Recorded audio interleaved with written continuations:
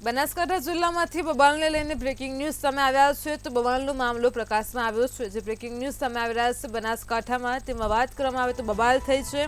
દાંતીવાડાના જાત ગામે સેઠા બાબતે બબાલ થઈ છે તો બોલાચાલી થતા એટ્રોસિટીની ફરિયાદ નોંધાઈ છે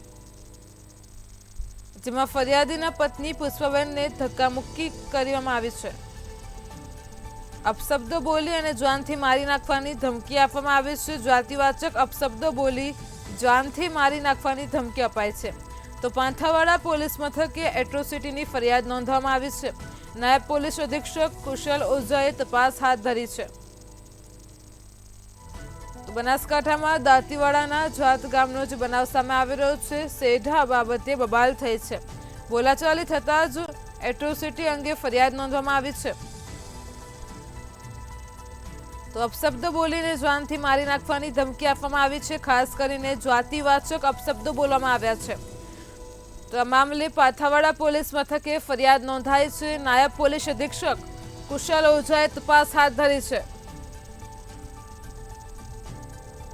બનાસકાંઠા જિલ્લામાંથી જે બનાવ સામે આવી રહ્યો છે અહીં જાત ગામે સેઢા બાબતે બબાલ થઈ છે તો ફરિયાદીના પત્ની પુષ્પાબેનને ધક્કામુક્કી કરી છે અપશબ્દો બોલી જાનથી મારી નાખવાની પણ ધમકી આપી છે પાંથાવાડા પોલીસે મથકે ફરિયાદ નોંધાઈ છે તો નાયબ પોલીસ અધિક્ષક કુશલ ઓઝાએ આ અંગે તપાસ હાથ ધરી છે બોલાચાલી થતાં જ એટ્રોસિટીની ફરિયાદ નોંધવામાં આવી છે